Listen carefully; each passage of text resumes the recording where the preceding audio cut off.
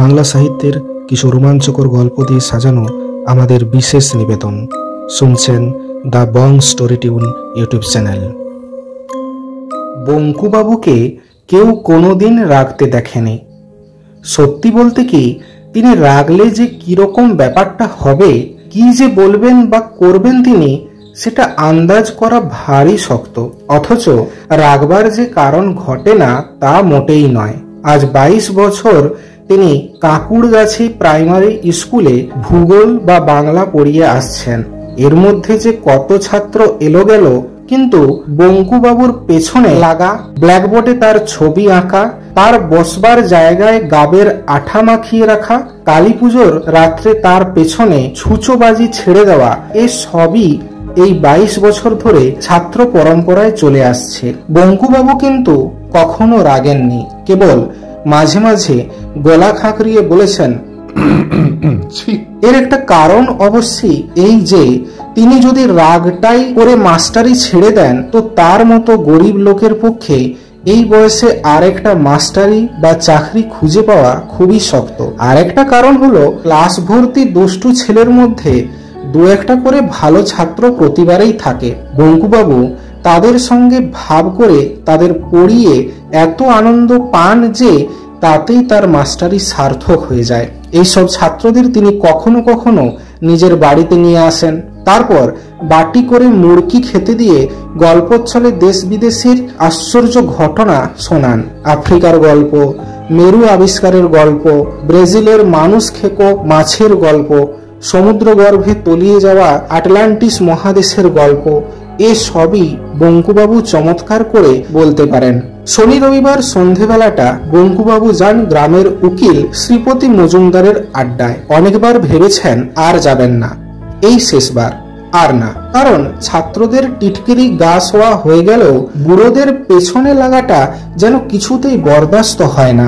এই বৈঠকে তাকে নিয়ে যে ধরনের ঠাট্টা তামাশা চলে, সেটা সত্যি মাঝে মাঝে সহ্যের সীমা ছাড়িয়ে যায়।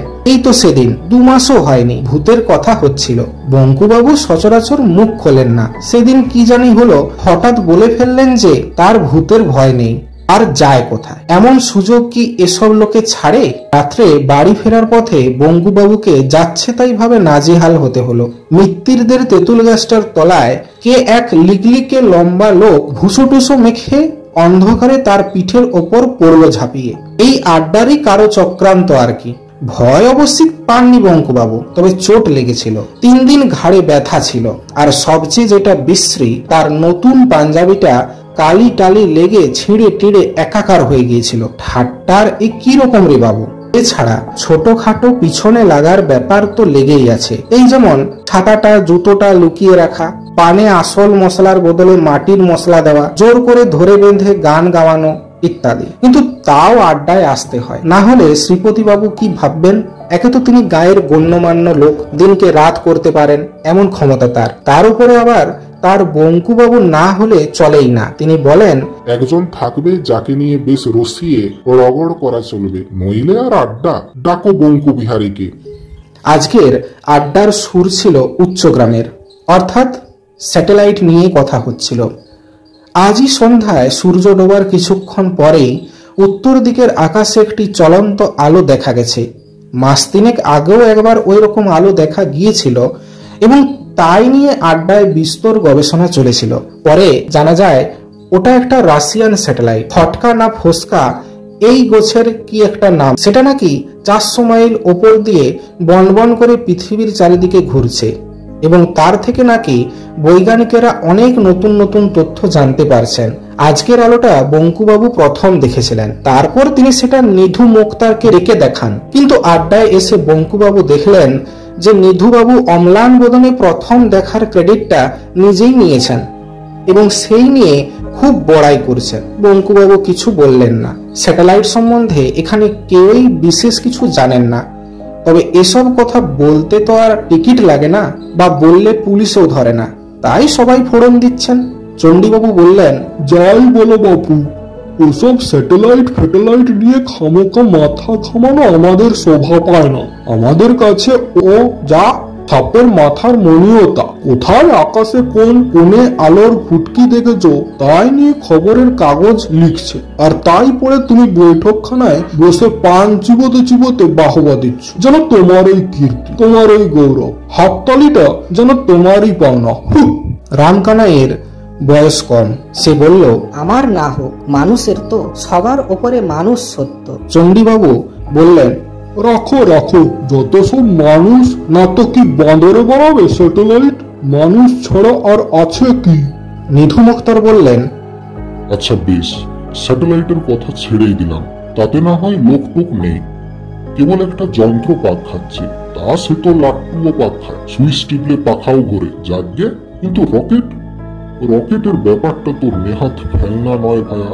চণ্ডীবাবু নাক সিটকে বললেন, রকেট রকেট ধুয়ে কোন জলটা খাবে শুনি? রকেট তাও বুঝতাম যদি হ্যাঁ এই আমাদের দেশেই তৈরি হলো, গড়ের মাঠ থেকে ছাড়লে সেটা চাঁদের টাঁদে তাক করে আমরা গিয়ে টিকিট কিনে দেখে এলাম, তাও একটা মনে হয়। রামকানাই বলল, ঠিক বলেছেন।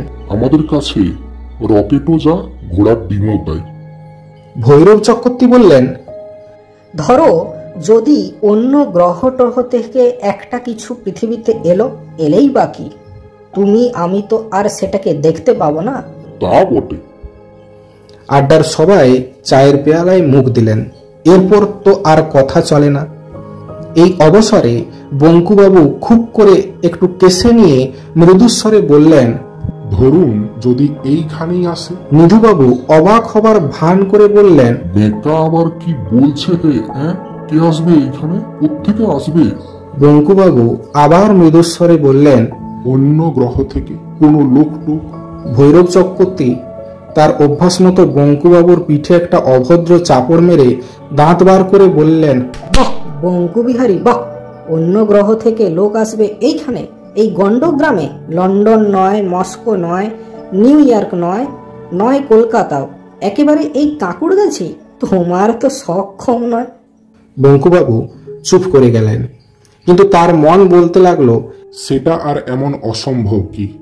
বাইরে থেকে যারা আসবে তাদের তো পৃথিবীতে আসা নিয়ে কথা, অত যদি হিসেব করে নাই আসে, কাকুরগাছিতে না আসা যেমন সম্ভব, আসাটাও তো ঠিক তেমনই সম্ভব। শ্রীপতিবাবু এতক্ষণ কিচ্ছু বলেননি। এবার তিনি নড়ে চড়ে বসতেই সকলেই তার মুখের দিকে চাইল। তিনি চায়ের পেয়ালাটা নামিয়ে রেখে বিজ্ঞের মতো ভারী গলায় বললেন, দেখো, বাইরের গ্রহ থেকে যদি লোক আসে, তবে এটা জেনে রেখো যে তারা এই পোড়া দেশে আসবে না। তাদের তো খেয়ে দেয়ে কাজ নেই, আর অত বোকা তারা নয়। আমার বিশ্বাস তারা সাহেব এবং এসে নামবে ওই সাহেবদের এই দেশে, পশ্চিমে। বুঝেছ? এ কথায় এক বঙ্কুবাবু ছাড়া সকলেই এক বাক্যে সায় দিলেন। চণ্ডীবাবু নিধু মুক্তারের কোমরে খোঁচা মেরে ইশারায় বঙ্কুবাবুকে দেখিয়ে নেকা নেকা গলায় বললেন, আমার কিন্তু বাবা মনে হয় যে বঙ্কু ঠিকই বলেছেন। বঙ্কু বিহারীর মতো লোক যেখানে আছে সেখানে আসাই তো তাদের পক্ষে স্বাভাবিক। কি বলো নিধু? ধরো যদি একটা স্পেসিমেন নিয়ে যেতে হয়, তাহলে বঙ্কুর মতো দ্বিতীয় মানুষ কোথায় পাচ্ছে শুনি? ঠিক ঠিক, বুদ্ধি বলো, চেহারা বলো, যাই বলো, বেকা একেবারে আইডিয়াল। রামকানাই বলল, একেবারে জাদুঘরে রাখার মতো, কিংবা চিড়িয়াখানায়। বঙ্কুবাবু মনে মনে বললেন, স্পেসিমেন যদি বলতে হয় তো এরাই বা কি কম? ওই তো শ্রীপতিবাবু, উটের মতো থুতনি, আর ওই ভৈরব চক্রবর্তী, কচ্ছপের মতো চোখ, ওই নিধু মুক্তার ছুঁচো, রামকানাই ছাগল, চণ্ডীবাবু চামচিকে। চিড়িয়াখানায় যদি রাখতে হয় তো। বঙ্কুবাবুর চোখে জল এলো। তিনি উঠে পড়লেন। আজ অন্তত আড্ডাটা ভালো লাগবে ভেবেছিলেন, হলো না। মনটা ভারী হয়ে গেছে, আর থাকা চলে না। সে কি, উঠলে না কি হে? শ্রীপতিবাবু যেন ব্যস্ত হয়ে পড়লেন। হ্যাঁ, রাত অনেক হলো। কই রাত? কাল তো ছুটি, বসো চা খাও। না, আজ আসি, পরীক্ষার খাতা আছে কিছু। নমস্কার। রামকানাই বলল, দেখবেন বঙ্কুদা, আজ আবার অমাবস্যা, মঙ্গলবার, মানুষ কিন্তু ভূতেরও বাড়া। বঙ্কুবাবু আলোটা দেখতে পেলেন পঞ্চা ঘোষের বাঁশবাগানের মাঝ বরাবর এসে। তার নিজের হাতে আলো ছিল না, শীতকাল, তাই সাপের ভয় নেই। তাছাড়া পথও খুব ভালোভাবেই চেনা, এ পথে এমনিতে বড় একটা কেউ আসে না, কিন্তু বঙ্কুবাবুর শর্টকাট হয় বলেই তিনি এই পথে যান। কিছুক্ষণ থেকেই তার কেমন জানি খটকা লাগছিল। অন্য দিনের চেয়ে কি জানি একটা অন্যরকম ভাব, কিন্তু সেটা যে কি তা বুঝতে পারছিলেন না। হঠাৎ খেয়াল হলো যে বাঁশ বনে আজ ঝিঁঝি ডাকছে না, একদম না, সেইটাই তফাৎ। অন্যদিন যতই বনের ভেতর ঢোকেন ততই ঝিঁঝির ডাক বাড়ে, আজ ঠিক তার উল্টো। তাই এমন থমথমে ভাব, ব্যাপার কি, ঝিঁঝিগুলো সব ঘুমোচ্ছে নাকি? ভাবতে ভাবতে হাত পিছে গিয়ে পূব দিকে চোখ যেতেই আলোটা দেখতে পেলেন। প্রথমে মনে হলো বুঝি আগুন লেগেছে। বনের মধ্যিখানের ফাঁকটায় যেখানে ডোবাটা রয়েছে তার চারপাশে বেশ খানিকটা জায়গা জুড়ে গাছের ডালে ও পাতায় একটা গোলাপি আভা, আর নিচে ডোবার সমস্ত জায়গাটা জুড়ে উজ্জ্বল গোলাপি আলো, কিন্তু আগুন নয়, কারণ আলোটা স্থির। বঙ্কুবাবু এগোতে লাগলেন। কানের মধ্যে একটা শব্দ আসছে, কিন্তু সেটা যেন ধরা ছোঁয়ার বাইরে। হঠাৎ কানের তালা লাগলে যেমন শব্দ হয়, রি রি রি রি, এ যেন ঠিক সেই রকম। বঙ্কুবাবুর গা একটু ছমছম করে থাকলেও একটা অদম্য কৌতূহল বসে তিনি এগিয়ে চললেন। ডোবার থেকে 30 হাত দূরে বড় বাঁশঝাড়টা পেরোতেই তিনি জিনিসটা দেখতে পেলেন। একটা অতিকায় উপুড় করা কাঁচের বাটির মতো জিনিস সমস্ত ডোবাটাকে আচ্ছাদন করে পড়ে আছে, এবং তার প্রায় স্বচ্ছ ছাউনির ভেতর থেকে একটা তীব্র অথচ স্নিগ্ধ গোলাপি আলো বিচ্ছুরিত হয়ে চতুর্দিকের বনকে আলো করে দিয়েছে। এমন অদ্ভুত দৃশ্য বঙ্কুবাবু স্বপ্নেও কখনো দেখেননি।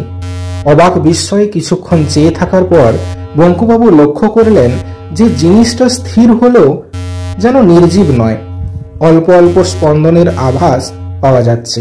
নিঃশ্বাস প্রশ্বাসে মানুষের বুক যেমন ওঠে নামে, কাঁচের ঢিবিটা তেমনি উঠছে নামছে। বঙ্কুবাবু ভালো করে দেখবার জন্য আর হাত চারেক এগিয়ে যেতেই হঠাৎ তার শরীরে যেন বিদ্যুৎ প্রবাহ খেলে গেল, আর তার পর মুহূর্তে তিনি অনুভব করলেন যে তার হাত পা যেন কোনো অদৃশ্য বন্ধনে বেঁধে ফেলা হয়েছে।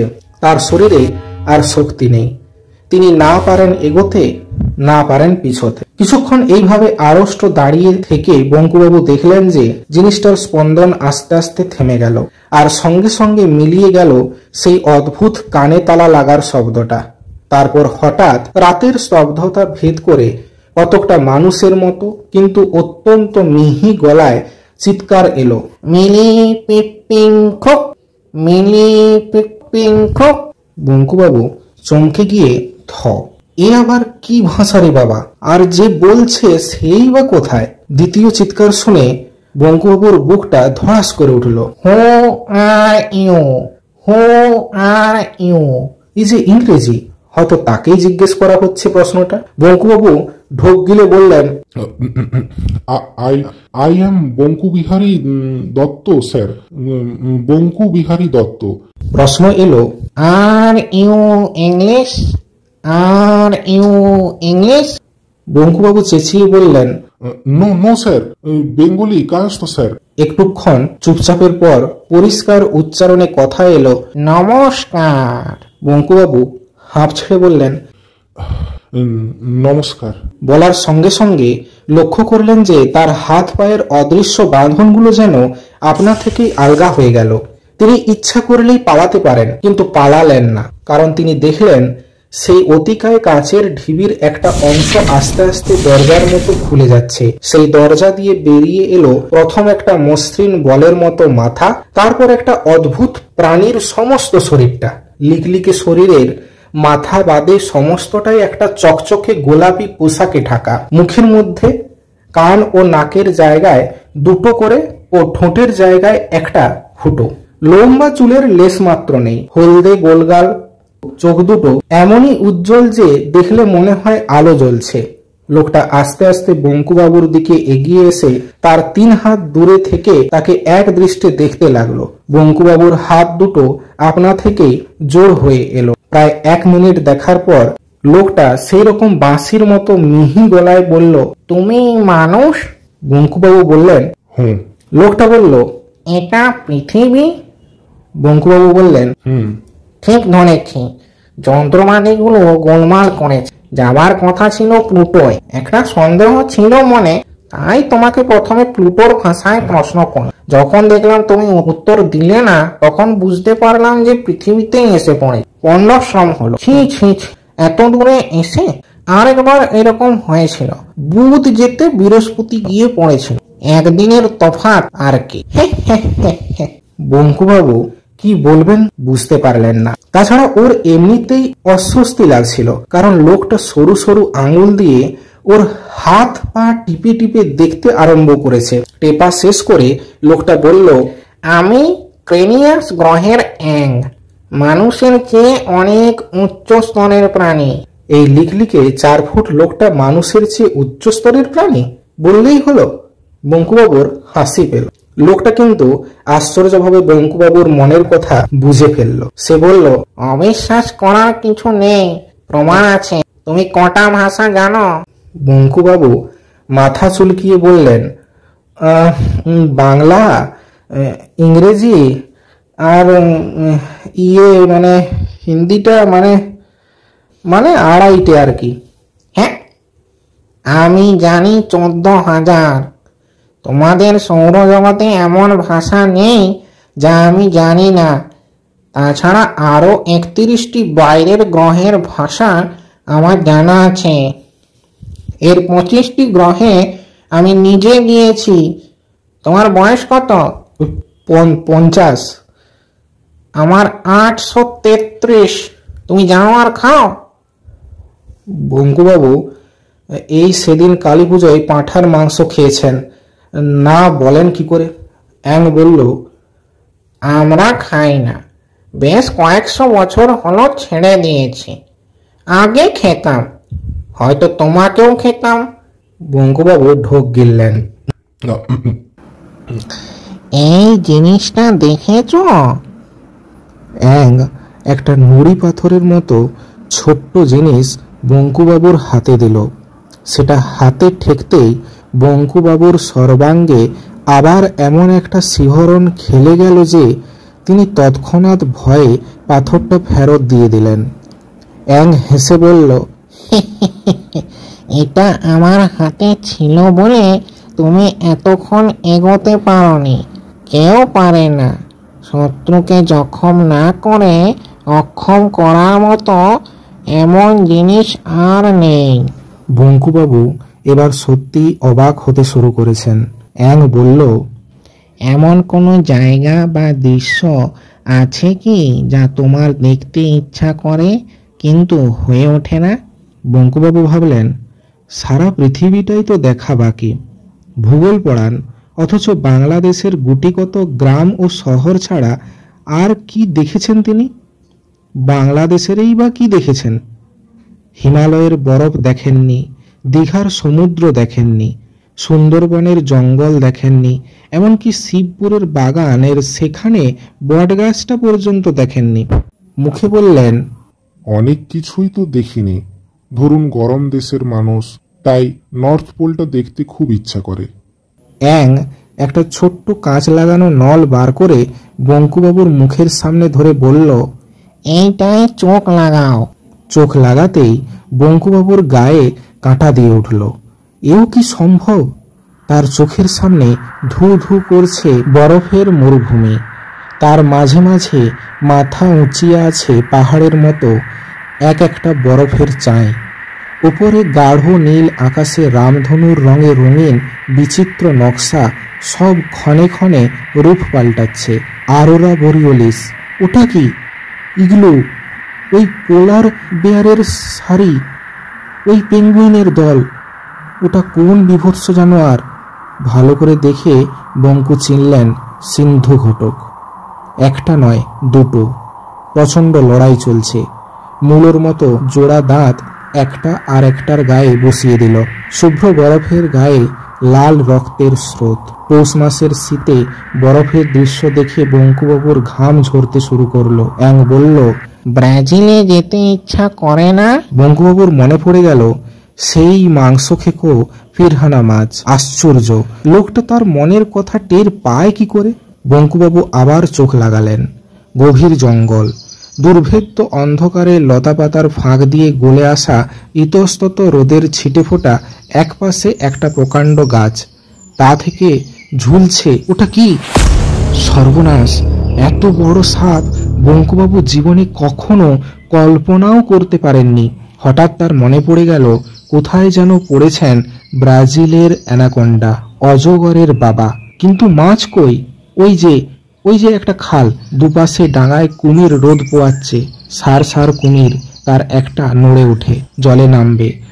ওই নেমে গেল সরাত। বঙ্কুবাবু যেন শব্দটাও শুনতে পেলেন। কিন্তু এ কি ব্যাপার? কুমিরটা এমন বিদ্যুৎ বেগে জল ছেড়ে উঠে এলো কেন? কিন্তু এ কি সেই একই কুমির? বঙ্কুবাবু বিস্ফারিত চোখে দেখলেন যে কুমিরটার তলার অংশটায় মাংস বলে প্রায় কিছুই নেই, খালি হাড়। আর শরীরের বাকি অংশটা গোগ্রাসে গিলে চলেছে 5টি দাঁতালো রাক্ষসে মাছ, ফিরহানা মাছ। বঙ্কুবাবু আর দেখতে পারলেন না। তার হাত পা কাঁপছে, মাথা ভোঁ ভোঁ করছে। অ্যাং বলল, এখন বিশ্বাস হয় আমরা শ্রেষ্ঠ? বঙ্কুবাবু জিভ দিয়ে ঠোঁট চেটে বললেন, তা তো বটেই, নিশ্চয়ই বিলক্ষণ 100 বার। অ্যাং বলল, বেশ, তোমায় দেখে এবং তোমার হাত পা টিপে মনে হচ্ছে যে তুমি নিকৃষ্ট প্রাণী হলেও মানুষ হিসাবে খারাপ নও। তবে তোমার দোষ হচ্ছে যে তুমি অতিরিক্ত নিরীহ। তাই তুমি জীবনে উন্নতি করতে পারোনি। অন্যায়ের প্রতিবাদ না করা বা নীরবে অপমান সহ্য করা, এসব শুধু মানুষের কেন, কোনো প্রাণীরই শোভা পায় না। যাক, তোমার সঙ্গে আলাপ হবার কথা ছিল না, হয়ে ভালোই লাগলো। তবে পৃথিবীতে বেশি সময় নষ্ট করে লাভ নেই, আমি বরং আসি। বঙ্কুবাবু বললেন, আসুন বাবু, আমিও আপনার সঙ্গে আলাপ করে খুব। বঙ্কুবাবুর কথা আর শেষ হলো না। চোখের পলকে কখন যে অ্যাং রকেটে উঠে পড়লো এবং কখন যে সেই রকেট পঞ্চাঘোষের বাষ্পবন ছেড়ে ওপরে উঠে অদৃশ্য হয়ে গেল, তা যেন বঙ্কুবাবু টেরেই পেলেন না। হঠাৎ তার খেয়াল হলো যে আবার ঝিঁঝি ডাকতে শুরু করেছে। রাত হয়ে গেল অনেক। বাড়ির দিকে হাঁটতে শুরু করে বঙ্কুবাবু তার মনে একটা আশ্চর্য ভাব অনুভব করলেন। কত বড় একটা ঘটনা যে তার জীবনে ঘটে গেল, এই কিছুক্ষণ আগেও তিনি সেটা ঠিক উপলব্ধি করতে পারেননি। কোথাকার কোন সৌরজগতে এক গ্রহ, তার নামও হয়তো কেউ শোনেনি, তারই একজন লোক তো নয়, অ্যাং, তার সঙ্গে এসে আলাপ করে গেল। কি আশ্চর্য, কি অদ্ভুত! সারা পৃথিবীতে আর কারো সঙ্গে নয়, কেবল তারই সঙ্গে।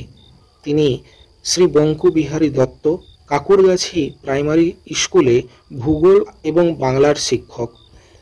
আজ এই এখন থেকে অন্তত একটা অভিজ্ঞতায় তিনি সারা পৃথিবীতে এক ও অদ্বিতীয়। পরদিন রবিবার, শ্রীপতিবাবুর বাড়িতে জোর আড্ডা। কালকের আলোর খবর আজ কাগজে বেরিয়েছে, তবে নেহাতেই নগণ্যের পর্যায়ে। বাংলাদেশের মাত্র 2-1টা জায়গা থেকে আলোটা দেখতে পাওয়ার খবর এসেছে, তাই সেটাকে ফ্লাইং সসার বা উড়ন্ত পিরিচের মতো গুজবের মধ্যে ফেলে দেওয়া হয়েছে। আজ পঞ্চা ঘোষ আড্ডায় এসেছেন। তার 40 বিঘের বাঁশবনের মধ্যে যে ডোবাটা আছে, তার চারপাশের 10টা বাঁশঝাড় নাকি রাতারাতি একেবারে ন্যাড়া হয়ে গেছে। শীতকালে বাঁশের শুকনো পাতা ঝরে বটে, কিন্তু এইভাবে হঠাৎ ন্যাড়া হয়ে যাওয়াটা খুব অস্বাভাবিক। এই বিষয়েই কথা হচ্ছিল, এমন সময় ভৈরব চক্রবর্তী হঠাৎ বলে উঠলেন, আজ বঙ্কুর দেরি কেন? তাই তো এতক্ষণ কারও খেয়াল হয়নি। নিধু মুক্তার বললেন, বেকা কি আর সহজে এমুখ হবে? কাল মুখ খুলতে গিয়ে যা দাবড়ানি খেয়েছে। শ্রীপতিবাবু ব্যস্ত হয়ে বললেন, তা বললে চলবে কেন? বঙ্কুকে যে চাই। রামকানাই, তুমি একবার যাও তো দেখি, ধরে নিয়ে আসতে পারো কিনা। চাটা খেয়েই যাচ্ছে। রামকানাইয়ের কথা বলা শেষ হতেই বঙ্কুবাবু এসে ঘরে ঢুকলেন বললে অবশ্যই কিছুই বলা হলো না। একটা ছোটখাটো বৈশাখীর ঝড় যেন একটা বেটেখাটো মানুষের বেশে প্রবেশ করে সবাইকে থমথমিয়ে দিল। তারপরে ঝড়ের খেলা। প্রথমে পুরো 1 মিনিট ধরে বঙ্কুবাবু অট্ট হাসি হাসলেন, যে হাসি এর আগে কেউ কোনো দিন কখনো শোনেনি, তিনি নিজেও শোনেননি। তারপর হাসি থামিয়ে একটা প্রচণ্ড গলা খাকরানি দিয়েই গম্ভীর গলায় বলতে শুরু করলেন,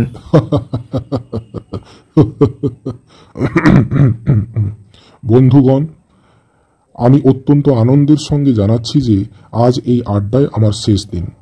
আপনাদের দলটি ছাড়ার আগে আমি কয়েকটি কথা আপনাদের বলে যেতে চাই, এবং তাই আজ এখানে আমার আশা। 1 নম্বর, সেটা সকলের সম্বন্ধেই খাটে। আপনারা সবাই বড্ড বাজে বকেন। যে বিষয়ে জানেন না সেই বিষয়ে বেশি কথা বললে লোকে বোকা বলে।